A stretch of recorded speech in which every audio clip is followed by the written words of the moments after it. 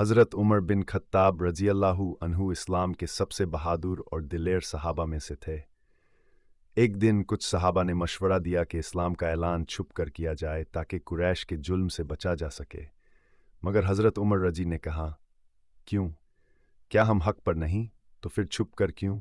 मैं कल बैतुल्लाह जाकर ऐलान करूंगा कि मैं मुसलमान हो चुका हूं। अगले दिन उन्होंने तलवार लटकाई, बैतुल्लाह पहुंचे और बुलंद आवाज में ऐलान किया, मैं गवाही देता हूं कि अल्लाह के सिवा कोई माबूद नहीं और मोहम्मद सल्लम अल्लाह के रसूल हैं। कुरैश के सरदार गुस्से से लाल हो गए, सबने उमर रजी पर हमला कर दिया, मगर उन्होंने इतनी बहादुरी से अकेले मुकाबला किया कि सब थक गए। यहां तक कि एक सरदार ने कहा, उसे छोड़ दो, अगर उमर कत्ल हो गया तो बनु अदी हमें नहीं छोड़ेगा। उस दिन के बाद मुसलमान खुलकर इबादत करने लगे, क्योंकि उमर रजी की बहादुरी ने कुफ्फार के दिलों में खौफ बिठा दिया था। रसूल अल्लाह सल्लल्लाहु अलैहि वसल्लम ने फरमाया, शैतान भी उमर के रास्ते से हट जाता है।